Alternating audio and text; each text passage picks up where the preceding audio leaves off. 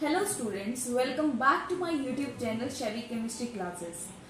आज हम पढ़ने वाले हैं क्लास 9th का चैप्टर नंबर 1 और अब तक इससे पहले क्लास 9th की पर्टिकुलरली कोई वीडियो नहीं आई है, तो this is first video of class 9th which is completely dedicated to 9th class students. तो आज हम स्टार्ट करने वाले हैं first chapter which is matter in our surrounding. Question ये उठता है कि मैटर होता क्या है, मैटर क्या है। मैं कोशिश करूंगी, मैं आपको सारी चीजें एक्सपेरिमेंटली बताने की कोशिश करूंगी। अब चलिए स्टार्ट करते हैं कि मैटर क्या होता है। Matter means matter is a substance which occupy space and having mass is called matter. मतलब क्या हुआ कि ऐसी कोई भी चीज जिसका अपना मास हो और वो कुछ ना कुछ स्पेस ऑक्यूपाई कर रहा हो तो उसको हम मैटर कहते हैं। जैसे कि ये मार्कर है, ठीक है। अब ये मार्कर का खुद का कुछ ना कुछ मास तो है ही, ठीक है, और ये कुछ ना कुछ स्पेस भी ऑक्यूपाई कर रहा है। कंसीडर मैंने इसको अपने हाथ पे रख दिया तो ये कुछ ना कुछ स्पेस ऑक्यूपाई कर रहा है, कुछ ना कुछ वॉल्यूम ऑक्यूपाई कर रहा है, तो इसको क्या कहेंगे हम, मैटर, ठीक है। जैसे कंसीडर हम ले लेते हैं ये डस्टर का एग्जांपल। तो डस्टर क्या है, इसका भी बहुत कम मास है, बहुत लाइट वेटेड है ये, लेकिन है तो सही, कुछ ना कुछ मास तो है, ठीक है। अगर इसका अपना मास है और ये कुछ स्पेस ऑक्यूपाई कर रहा है तो दैट मीन्स ये भी एक मैटर ही है। एटम जो होता है वो एटम स्मॉलेस्ट पार्टिकल होता है जिसको आप नेकेड आई से नहीं देख सकते हो, उसका भी अपना एक मास होता है जिसमें, क्योंकि उसमें इलेक्ट्रॉन, प्रोटॉन और न्यूट्रॉन प्रेजेंट होते हैं और काफी और भी फंडामेंटल पार्टिकल्स भी प्रेजेंट होते हैं, तो उसका भी अपना मास होता है और वो कुछ ना कुछ स्पेस ऑक्यूपाई करता है, तो वो क्या होगा, वो भी एक क्या हो गया, मैटर। यानी कि जितनी भी चीजें हैं जो वर्ल्ड में एग्जिस्ट करती हैं और अगर उनका खुद का मास है और वो स्पेस ऑक्यूपाई करती हैं तो दैट मीन्स वो मैटर ही हुई। अब बात आती है कि पहले मैटर की डेफिनेशन लिख लीजिए और स्टार्ट मेकिंग नोट्स। अभी से नोट्स बनाना शुरू करिए। देखिए मैटर क्या हुआ, matter is a substance which occupy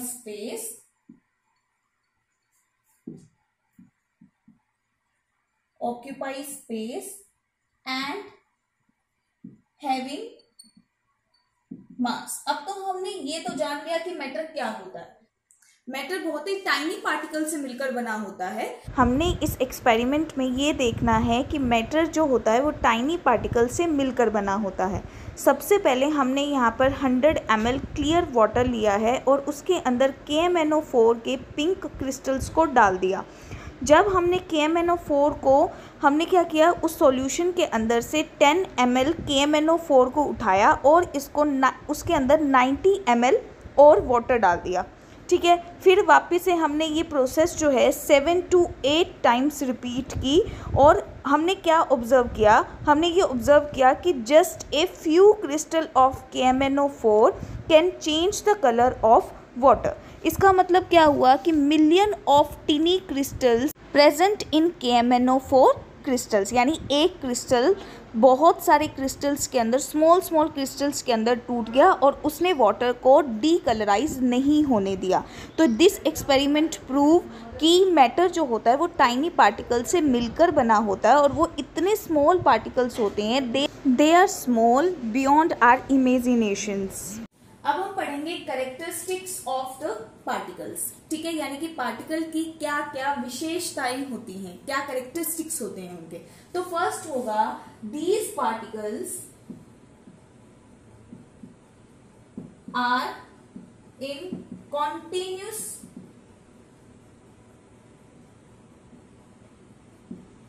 motion, ठीक है, ये हमेशा चलते रहते हैं, ठीक है, कॉन्टिन्यू मोशन में रहते हैं।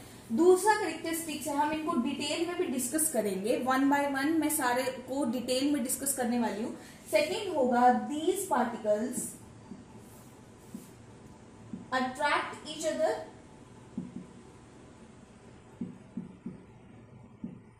राइट। एंड थर्ड कैरेक्टरिस्टिक्स होगा these particles having space between them.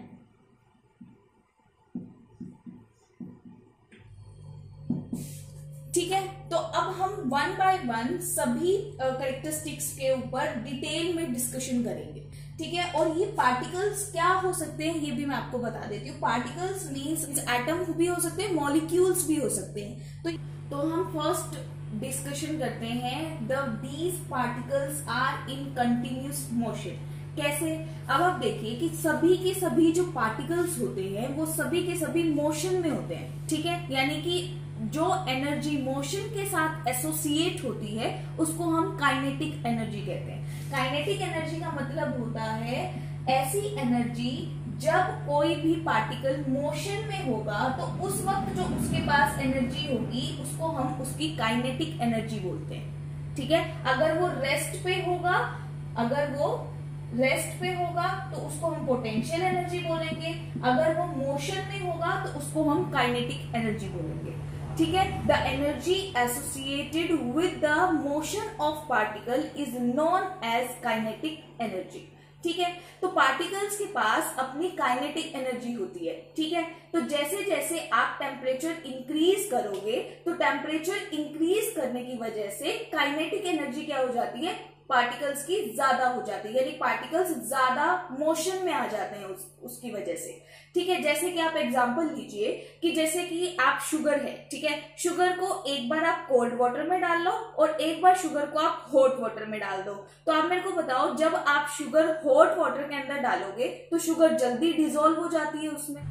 तो देखिए होता क्या है, जब आप शुगर को हॉट वाटर के अंदर डिसॉल्व करते हो तो वहां पर जब आप उसको टेम्परेचर देते हो, हॉट का मतलब क्या है, आप नीचे से उसको हीट प्रोवाइड कर रहे हो। तो जैसे ही आप उसको हीट प्रोवाइड करोगे तो पार्टिकल्स और ज्यादा मोशन में आ जाएंगे, यानी कि उनकी काइनेटिक एनर्जी जो होगी वो बढ़ जाएगी, ठीक है। तो इससे प्रूव होता है कि जो पार्टिकल्स है वो हमेशा कंटिन्यूस मोशन के अंदर ही रहते हैं। तो यहाँ पर आपको लिखना है कि the particles in the continuous motion आपको कैसे प्रूव हुआ। आप एग्जाम्पल भी लिख सकते हो या फिर आप लिख सकते हो कि जैसे ही आप टेम्परेचर को इंक्रीज करते हो तो टेम्परेचर को इंक्रीज करने की वजह से वहां पर क्या होता है, particles moves faster and the energy associated with the motion of particles means kinetic energy। तो काइनेटिक एनर्जी भी क्या हो जाती है, इंक्रीज हो जाती है, ठीक है। जिससे प्रूव होता है, जैसे आप एग्जांपल लिख सकते हो शुगर इन हॉट वाटर और शुगर इन कोल्ड वाटर। तो अगर हो सका तो मैं इसकी स्क्रीनशॉट्स और छोटी छोटी वीडियोस जो होंगी जो इससे रिलेट कर पाएंगी वो मैं साइड में लगा दूंगी, सो दैट आपके कंसेप्ट और बहुत अच्छे से क्लियर हो जाए, ठीक है। किन के अंदर पार्टिकल का मोशन ज्यादा रहेगा, हॉट वाटर वाले के अंदर, ठीक है। जैसे आप एक और एग्जांपल दे सकते हो, जैसे कि इंक इन वाटर हो गया, ठीक है। अब कंसीडर करो कि जैसे वाटर है, एक बीकर के अंदर आपने वाटर रखा हुआ है, ठीक है। अब वाटर को आप बिल्कुल भी डिस्टर्ब नहीं कर रहे हो, ठीक है। आप उसके अंदर इंक डाल देते हो, ठीक है। अब आप देखोगे थोड़ी देर के लिए उसको ऐसे ही छोड़ दो, ठीक है। अब आप थोड़ी देर बाद देखोगे कि वो इंक जो है वो वाटर के अंदर पूरी तरीके से डिसॉल्व हो गई, यानी कि वाटर के अंदर इंक का कलर आ जाएगा थोड़े टाइम बाद। ऐसा क्यों हुआ? क्योंकि पार्टिकल्स हमेशा मोशन में है और मोशन में रहने की वजह से इंक बहुत जल्दी पानी के अंदर डिसॉल्व हो गई। तो ये एक्सपेरिमेंट्स आपको प्रूव करते हैं कि पार्टिकल्स जो होते हैं वो हमेशा एक कंटिन्यूस मोशन में होते हैं, ठीक है। अब हम डिस्कस करेंगे सेकंड कैरेक्टरिस्टिक। तो ये जो मोशन होती है वो सॉलिड, लिक्विड, गैस में वेरी करती है। तो सॉलिड में कैसे रहेगी, देखो सॉलिड में जो मूवमेंट होगी, मूवमेंट इन सॉलिड कैसे रहेगी, देखो ये है हमारे पास सॉलिड, कंसिडर कोई भी ऐसा सॉलिड है, तो इसके अंदर जो पार्टिकल्स होते हैं वो बिल्कुल क्लोजली पैक्ड होते हैं, बहुत ज्यादा क्लोजली पैक्ड होते हैं इस तरीके से। तो उसमें अगर क्लोजली पैक्ड होंगे तो वो मोशन कर ही नहीं पाएंगे, आप समझ रहे हो। अगर मान लो कंसिडर है इस तरीके से है कोई भी सॉलिड पार्टिकल, तो सॉलिड के जो पार्टिकल्स होते हैं वो इस तरीके से पैक्ड होते हैं, देख रहे हो आप, इस तरीके से, उसमें कोई बिल्कुल क्लोजली पैक्ड होंगे क्योंकि फोर्स ऑफ अट्रैक्शन काफी ज्यादा होता है। तो अगर ऐसा रहेगा तो आप सोचो पार्टिकल मोशन कैसे करेंगे, पॉसिबल ही नहीं है। तो इसलिए जो मूवमेंट होगी वो सॉलिड के अंदर सबसे कम होती है। जब लिक्विड की बात करेंगे तो ये जो मूवमेंट होती होती है वो लिक्विड के अंदर, देखिए लिक्विड ऐसा होता है, ठीक है, अब ये बीकर है, इसमें लिक्विड भर लिया आपने, तो पार्टिकल्स क्या रहते हैं, मोशन रहता है लेकिन काफी कम, बहुत ज्यादा भी मोशन नहीं रहता, वेरी लेस इन सॉलिड, ठीक है, लेस इन लिक्विड, यहाँ पे वेरी लेस कर दो, ऑलमोस्ट नेग्लिजिबल, लिक्विड के अंदर मूवमेंट होता है लेकिन बहुत ज्यादा एक्सट्रीम नहीं होता, जबकि गैस के जो पार्टिकल्स होते हैं उनके अंदर मोशन बहुत ज्यादा होता है। अगर आप कंसिडर करिए एक कमरा है, आपके घर में कोई भी खाली, उसमें परफ्यूम छिड़क दो और कमरे को बंद कर दो, आप थोड़ी देर बाद देखोगे ना रूम ओपन करके फ्रेग्रेंस आने लग जाएगी पूरे रूम से, जैसे ही आप रूम ओपन करोगे। इसका मतलब क्या हुआ कि जो परफ्यूम है पूरी रूम के अंदर अच्छे से डिस्ट्रीब्यूट हो गया, ठीक है, और मतलब गैस के जो पार्टिकल्स है वो कंटिन्यू मोशन में आए और उसने एक परफ्यूम के मतलब एक जगह पे हमने परफ्यूम छिड़का और वो पूरे रूम में फैल गया, ठीक है। तो ये सारे क्या हो गए, गैस के, इससे प्रूव होता है कि जो गैस के पार्टिकल्स होते हैं वो बहुत ज्यादा मोशन में होते हैं, तो गैस के अंदर जो मूवमेंट होती है बहुत ज्यादा होती है, ठीक है, इन गैस, ठीक है। तो जो मूवमेंट रहेगी that particles of matter in the continuous motion, तो मूवमेंट जो रहेगी वो सॉलिड में बहुत कम होगी, लिक्विड में कम होगी, लेकिन गैस में काफी ज्यादा होगी। तो अब हम चलते हैं that particles of matter having the space between them, ठीक है, हैविंग स्पेस बिटवीन देम। अब देखो इसका सेकंड कैरेक्टरिस्टिक जो कि है particles of matter having the space between them, यानी जो मैटर के पार्टिकल्स होते हैं उनके बीच में स्पेस होता है। कैसे, अब आप देखो, कंसिडर करो कि आपके पास एक बीकर है इस तरीके से, ठीक है, उसमें आपने वाटर रखा है, ठीक है,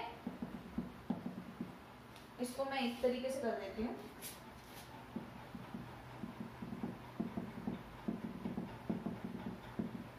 इस तरीके से वाटर है। अब आप देखते हो अपनी डेली लाइफ में, और ये आप अपने घर पे करके भी देख सकते हो, जब आप इस वाटर के अंदर शुगर को मिक्स करते हो, ठीक है, तो आप क्या देखते हो कि वाटर का लेवल जो है फर्स्टली कितना है, इतना, जब आप शुगर ऐड कर दोगे इसमें तो वाटर का लेवल नहीं बढ़ता, वाटर का लेवल क्या रहता है, सेम रहता है। ऐसा क्यों, ऐसा इसलिए कि वाटर के पार्टिकल्स के अंदर जो वाटर के मॉलिक्यूल्स होते हैं उनके अंदर काफी स्पेस होता है। जब हम शुगर को वाटर के अंदर डिसॉल्व करते हैं तो शुगर वही स्पेस ऑक्यूपाई करता है, ठीक है। जैसे कंसिडर करो ये वाटर के पार्टिकल्स हो गए, ठीक है, सॉरी ये हो गए वाटर के मॉलिक्यूल्स, ठीक है। अब क्या हुआ, इस तरीके से वाटर के मॉलिक्यूल्स है वाटर के अंदर, ठीक है, और इस तरीके से जैसे ही शुगर जाएगी तो ये वाला स्पेस ऑक्यूपाई कर लेगी, ठीक है, तो जिससे कि लेवल जो होगा वो सेम ही रहता है, जैसे यहाँ पे आके घुस जाएगी ऐसे, सिर्फ ये एग्जांपल के तौर पे मैं बता रही हूँ, इस तरीके से शुगर उसके अंदर स्पेस ऑक्यूपाई कर लेती है, जो मॉलिक्यूल्स के अंदर स्पेस होता है। तो इसलिए जब आप शुगर को डिसॉल्व कर चुके होगे उसके बाद भी वाटर का जो लेवल होता है वो सेम ही रहता है, वाटर के लेवल में कोई भी चेंज नहीं आता है। प्रूफ भी होता है कि पार्टिकल्स जो होते हैं मैटर के वो हैविंग द स्पेस, यानी कि उनके बीच में स्पेस होता है, ठीक है, इससे ये प्रूव होता है। इसी तरीके से आप सेम एग्जांपल ले सकते हो सॉल्ट इन वाटर का, जैसे आप नमक डालोगे पानी के अंदर तब भी वाटर का जो लेवल होता है वो इंक्रीज नहीं होता है। तो इसका मतलब क्या हुआ कि वाटर के मॉलिक्यूल्स के अंदर स्पेस होता है, जिसमें सोल्ट या शुगर जब आप पानी के अंदर डिसॉल्व करते हो तो वो उस मॉलिक्यूल्स के बीच के अंदर जो स्पेस बचा हुआ होता है वो सिर्फ शुगर या सोल्ट वही स्पेस ऑक्यूपाई करते हैं। तो इस तरीके से प्रूव होता है that particles of matter having the space between them, यानी कि मैटर के पार्टिकल्स के बीच में स्पेस होता है, ठीक है। अब ये बात जो होगी वो सॉलिड, लिक्विड, गैस में कैसे वेरी करेगी, अब आप ये देखो। अब देखो मैंने अभी आपको बताया कि जो सॉलिड होता है इनके मॉलिक्यूल्स के अंदर, इसके पार्टिकल्स के अंदर जो फोर्स ऑफ अट्रैक्शन होता है वो बहुत ज़्यादा होता है, यानी कि सॉलिड के जो पार्टिकल्स होते हैं वो बहुत ज़्यादा क्लोजली पैक्ड होते हैं। तो मैंने अभी आपको बताया, दिस इज द एग्जाम्पल, कि इस तरीके से पैक्ड होते हैं सॉलिड के पार्टिकल्स। अब बताओ इसके अंदर स्पेस है, जब ये मोशन नहीं कर पा रहे थे, मैंने आपको यही बताया था कि ये मोशन भी इसलिए नहीं कर पाते क्योंकि इनमें स्पेस ही नहीं होता। ये एक दूसरे के साथ बिल्कुल ऐसे चिपके हुए रहते हैं, मतलब बिल्कुल क्लोजली पैक्ड रहते हैं। तो इस वजह से ना तो उनमें मोशन होता है और ना ही उनके अंदर स्पेस होता है। ठीक है, तो सॉलिड के अंदर जो होगी जो स्पेस होगा वो सबसे मिनिमम होगा। ठीक है, और गैस के अंदर जो स्पेस होगा पार्टिकल्स के बीच में वो मैक्सिमम होगा। ठीक है, लिक्विड के अंदर this is more than solid and less than liquid, यानी कि इन दोनों के बीच का, यानी कि स्पेस होता है लेकिन नॉट दैट मच, जितना गैस में होता है उतना नहीं होता है। ठीक है, तो इसलिए आप लिक्विड में ये भी लिख सकते हो कि इसमें जो स्पेस होता है वो सॉलिड से ज्यादा होता है लेकिन गैस से कम होता है। ठीक है, तो लिखोगे मोर देन सॉलिड या फिर एंड लेस देन गैस। ठीक है, क्लियर? तो इस तरीके से ये प्रूव हुआ particles of matter having the space between them. अब हम डिस्कस करेंगे इसके थर्ड कैरेक्टरिस्टिक पे, जहां पर हमने पढ़ा था दीज पार्टिकल्स या particles of matter attract each other. तो हम थर्ड कैरेक्टरिस्टिक डिस्कस करते हैं। अब थर्ड प्रॉपर्टी है that particles of matter attract each other. ठीक है, अब इस प्रॉपर्टी को ध्यान से समझना कि इसका क्या मतलब है कि मैटर के जो पार्टिकल्स होते हैं उनके अंदर फोर्स ऑफ अट्रैक्शन होता है। ठीक है, फोर्स ऑफ अट्रैक्शन का मतलब वो एक दूसरे से कितना बंधे हुए होते हैं। ठीक है, यानी उन्होंने अपने आप को किस तरीके से एक दूसरे से अट्रैक्टेड रखा हुआ है। जैसे कि आप एग्जांपल लो कि कोई भी टैब है आपके घर में। ठीक है, अब कोई भी टैब है, जो भी कंसिडर टैब मीन्स कोई भी नल है। ठीक है, अब क्या है, इस टैप को जब आप ऑन करोगे तो उसमें पानी निकलेगा। ठीक है, जाहिर सी बात है। तो अब क्या होगा, अब जब ये टैप से पानी निकलेगा तो अब आप इसके अंदर कोई भी चीज रख दो। ठीक है, कोई भी छोटी सी डाइस रख दो या कुछ भी रख दो, आप ये करके देखना। अब जब यह पानी इस डाइस पे गिरेगा ना इस तरीके से, तो ये पानी इसको क्रॉस करते हुए फिर वापस ऐसे आ जाएगा, ऐसे, समझ रहे हो, ऐसे। तो इसका मतलब क्या हुआ कि आप देख रहे हो कि ये जो पहले पानी जो है नल से निकला था, टैप से निकला था, वो सबसे पहले तो अब ये डाई से क्रॉस करके फिर वापस में यहाँ से आधा पानी यहाँ से आया, आधा पानी यहाँ से, यानी कि जो मैटर के पार्टिकल्स होते हैं वो एक दूसरे के बिना रह ही नहीं सकते, यानी कि वो एक दूसरे को हमेशा अट्रैक्ट करते हैं। आप बीच में कोई भी चीज़ लेकर आओ वो वापस से वही चीज़ गेन कर लेंगे। ठीक है, यानी कि पानी उस डाइस के ऊपर से इस तरीके से गिरेगा और वापस से पानी जैसे डाइस खत्म होगा वैसे वापस सेम अपने मोशन में आ जाएगा। तो इसका मतलब क्या है कि मैटर के जो पार्टिकल्स होते हैं वो एक दूसरे को अट्रैक्ट करते हैं। लेकिन ये सॉलिड, लिक्विड, गैस में कैसे वैरी करता है वो हम देखते हैं। तो देखो, सबसे पहले मैंने अभी बहुत बार मैं आपको बता चुकी हूँ कि सॉलिड जो होता है, सॉलिड के अंदर जो पार्टिकल्स होते हैं वो क्लोजली पैक्ड होते हैं, क्लोजली पैक्ड होते हैं। ठीक है, क्लोजली पैक्ड क्यों होते हैं? क्योंकि उनके अंदर फोर्स ऑफ अट्रैक्शन जो होता है वो काफी ज्यादा होता है। फोर्स ऑफ अट्रैक्शन क्या होता है? ज्यादा होता है। ठीक है, इसलिए वो पैक्ड रहते हैं और उनके बीच में कोई स्पेस नहीं होता। तो यानी कि सॉलिड के पार्टिकल्स के अंदर अट्रैक्शन क्या होता है? ज्यादा होता है। ठीक है, तो सबसे ज्यादा फोर्स ऑफ अट्रैक्शन किस में होगा? सॉलिड में। तो यहाँ पे मैं अलग से लिख देती हूँ, सॉलिड में जो अट्रैक्शन होता है, अट्रैक्शन बिटवीन पार्टिकल्स, वो क्या होता है? ज्यादा होता है, मैक्सिमम। ठीक है, attraction between the particles is maximum in solid. ठीक है, लिक्विड के अंदर ये अट्रैक्शन क्या होता है? कम होता है। किससे? सॉलिड से। और ज्यादा होता है किससे? गैस से। और गैस के जो पार्टिकल्स होते हैं उनके अंदर जो पार्टिकल्स के अंदर जो अट्रैक्शन होता है वो नेग्लिजिबल होता है, यानी ना के बराबर होता है। वहां पे पार्टिकल्स एक दूसरे को अट्रैक्ट नहीं करते बल्कि इस तरीके से डिस्पर्स हो जाते हैं। ठीक है, डिस्पर्स किस लिए हो पाते हैं? क्योंकि उनको एक दूसरे की पड़ी ही नहीं है, है ना, यानी कि एक इस कोने में तो दूसरा दूसरे कोने में। तो गैस के जो पार्टिकल्स होते हैं वो हमेशा दूर दूर भागते हैं, ठीक है, क्योंकि गैस जो होती है वो बहुत ईजिली फैल जाती है, डिस्पर्स हो जाती है कहीं पर भी। तो यानी कि उनके पार्टिकल्स में बहुत ज़्यादा स्पेस होता है, उनके पार्टिकल्स के अंदर मोशन बहुत ज़्यादा होता है और इसलिए उनके अंदर अट्रैक्शन बहुत कम होता है। तो गैस के जो पार्टिकल्स होंगे उसमें क्या होगा, मिनिमम होगा force of attraction, got it. और लिक्विड में जो होगा, लिक्विड में लेस देन होगा सॉलिड, बट गैस से क्या होगा, ज़्यादा होगा फोर्स ऑफ अट्रैक्शन, ठीक है। तो इस तरीके से हमने तीनों कैरेक्टरिस्टिक को बहुत ही अच्छे से डिटेल में डिस्कस किया है विद एग्जांपल्स। तो चलिए अब हम नेक्स्ट टॉपिक स्टार्ट करते हैं। नेक्स्ट टॉपिक हमारा है स्टेट ऑफ मैटर। तो अब हम डिस्कस करेंगे स्टेट्स ऑफ मैटर के बारे में, कि मैटर की स्टेट्स की प्रॉपर्टीज या कैरेक्टरिस्टिक्स क्या होते हैं। तो मैटर की 3 स्टेट्स होती हैं और 3 स्टेट्स होती हैं solid, second one is liquid and third one is gas. तो अब हम इनके कैरेक्टरिस्टिक्स के बारे में डिटेल में डिस्कस करेंगे, ठीक है। तो सबसे पहले मैंने जिस तरीके से अभी ये टेबल बनाई हुई है, आप अपनी नोटबुक में सेम वैसे ही टेबल बना लो और 1 बाय 1 हम इन प्रॉपर्टीज पे डिस्कस करेंगे।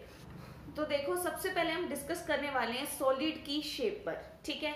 तो अब देखो ये है सॉलिड, ठीक है। अब ये सॉलिड है तो इसकी एक डेफिनेट शेप है, ठीक है। अब कुछ भी करने से इसकी शेप तो चेंज होगी नहीं एकदम से। तो यानी क्या होगा, सॉलिड की जो शेप होती है वो डेफिनेट होती है, फिक्स होती है। तो इट हैज डेफिनेट और यू कैन से it has the fix shape. तो यहाँ पे क्या होगा, डेफिनेट शेप। ऐसा क्यों होता है, हमें रीजंस ऑलरेडी बहुत डिटेल में डिस्कस कर चुके हैं। बिकॉज सॉलिड के पार्टिकल्स के अंदर कोई भी स्पेस नहीं होता, वो टाइटली पैक्ड होते हैं और उनके अंदर जो फोर्स ऑफ अट्रैक्शन होता है वो बहुत ज्यादा होता है, ठीक है। तो ये सारी चीजें हम ऑलरेडी डिस्कस कर चुके हैं, जिसकी वजह से इसकी शेप क्या होती है, डेफिनेट होती है। In the case of liquid जब हम डिस्कस करेंगे तो ये देखो, कंसिडर मैंने ले लिया एक बीकर, इसके अंदर वाटर फिल कर दिया हमने, ठीक है। अब वाटर की कोई डेफिनेट शेप हो सकती है, कोई भी लिक्विड की डेफिनेट शेप हो सकती है क्या, नहीं हो सकती। तो यानी कि it has no fixed shape और you can say no definite shape. तो यहाँ पे होगा not definite shape. Third one is gas. अभी हमने डिस्कस किया था थोड़ी देर पहले कि जो गैस के जो पार्टिकल्स होते हैं वो एक दूसरे से काफी दूरी पर होते हैं और वो बहुत जल्दी डिस्पर्स हो जाते हैं, ठीक है, क्योंकि उनके अंदर फोर्स ऑफ अट्रैक्शन जो होता है वो निग्लिजिबल होता है और पार्टिकल्स में स्पेस बहुत ज्यादा होता है। तो इस तरीके से डिस्पर्स होते हैं वो। तो डिस्पर्स होंगे तो इनकी कोई डेफिनेट शेप नहीं हो सकती। तो they have no definite shape at all. Second one is boundary, ठीक है। बाउंड्री का मतलब क्या हो गया, जैसे ये सॉलिड है तो ये इसकी बाउंड्री हो गई, ठीक है, ये इसकी बाउंड्री हो गई। तो दीज आर बाउंड्रीज। तो किसी भी चीज की जब फिक्स शेप होगी तो उसकी बाउंड्री भी क्या होगी, फिक्स होगी। तो यहाँ पे क्या होगा, it has definite boundaries also. तो सॉलिड की जो बाउंड्री होती है वो क्या होती है, डेफिनेट। लेकिन लिक्विड की कोई बाउंड्री नहीं होती और एज वेल एज गैस की भी कोई बाउंड्री नहीं होती है। तो इट हैज नो बाउंड्रीज। मैं ऐसे मार्क कर रही हूँ ताकि आपको पॉइंट्स का पता लग जाए। तो no defined boundaries,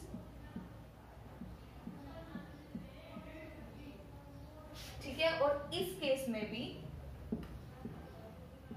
no defined boundaries, ठीक है। नेक्स्ट पॉइंट है वॉल्यूम का। तो वॉल्यूम के केस में देखो, वॉल्यूम का मतलब क्या होता है, वॉल्यूम का मतलब होता है कि वो सब्सटेंस या वो ऑब्जेक्ट जो है वो कितना स्पेस ऑक्यूपाई कर रहा है, उसको हम उसका वॉल्यूम कहते हैं। जैसे कि ये सॉलिड है जो मैं स्टार्टिंग से एग्जांपल ले रही हूँ। अगर मैंने इस डस्टर को अगर यहाँ पर रख दिया, सॉलिड ऑब्जेक्ट को मैंने यहाँ रखा है, तो इस सॉलिड ऑब्जेक्ट ने कितना स्पेस कवर किया है वो इसका क्या हो गया, वॉल्यूम। तो वॉल्यूम सॉलिड के केस में जब उसकी डेफिनेट शेप है, डेफिनेट बाउंड्री है, तो वॉल्यूम भी क्या होगा, डेफिनेट ही होगा। ये तो जाहिर सी बात है। तो इट हैज डेफिनेट वॉल्यूम, ठीक है। इसमें इट हैज डेफिनेट वॉल्यूम। ऐसा क्यों है भाई, ऐसा इसलिए है क्योंकि अगर कंसीडर ये बीकर है आपके पास, अब मैंने बोला इसको आपने हाफ फिल कर दिया, ठीक है, तो आपको पता है ना कि ये हाफ इसका एरिया अब फिल हो चुका है, इसने हाफ स्पेस कवर कर लिया बीकर के अंदर, तो आप इसका वॉल्यूम फाइंड आउट कर सकते हो। तो लिक्विड के केस में भी वॉल्यूम क्या होता है, डेफिनेट होता है, ठीक है। गैस के केस में वॉल्यूम डेफिनेट नहीं होता है, तो इसका भी वॉल्यूम जो होगा वो डेफिनेट नहीं होता है, no definite volume at all. तो उसके बाद फोर्थ फैक्टर होता है कंप्रेसिबिलिटी। कंप्रेसिबिलिटी का मतलब क्या होता है कि कंप्रेसिबिलिटी मतलब मैं इसको कंप्रेस कर रही हूँ, और क्या मेरे कंप्रेस करने से क्या ये अपनी शेप चेंज कर रहा है या वॉल्यूम चेंज कर रहा है या उसकी बाउंड्रीज में कोई चेंज आया है, ऐसा कुछ है, नहीं हो सकता। अगर आप किसी वॉल को पुश कर रहे हो, consider this is the wall, और मैं इसको पुश कर रही हूँ, तो क्या मेरे पुश करने की वजह से ये कंप्रेस हो रहा है जरा सा भी, चाहे मैं इस पर पूरा जोर लगा दूं, नहीं हो सकता।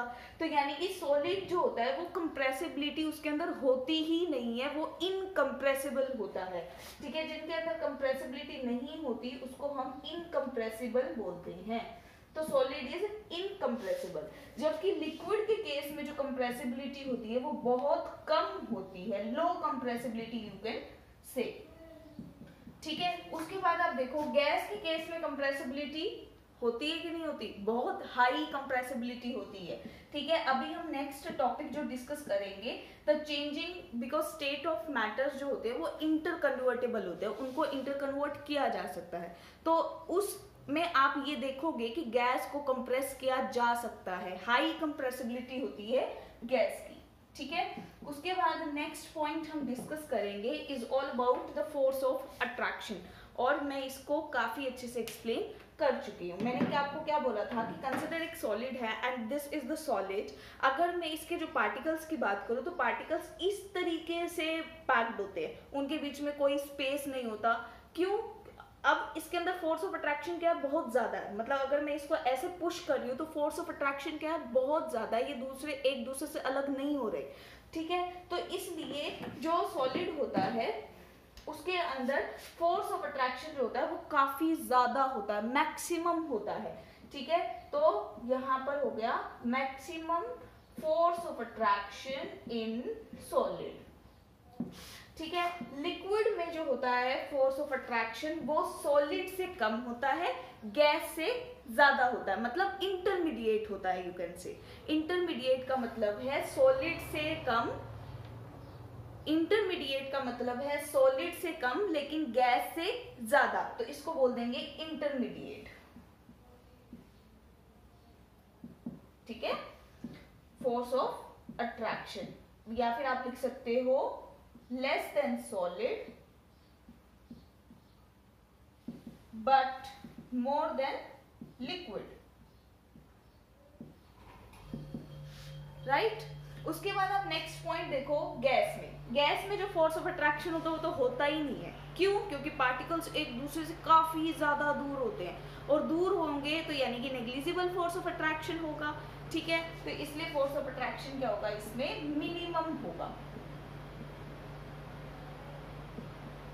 नेक्स्ट पॉइंट है प्रॉपर्टी ऑफ फ्लो। तो आप मुझे बताओ क्या सॉलिड फ्लो करता है, नहीं करता, तो इट कैन नॉट फ्लो,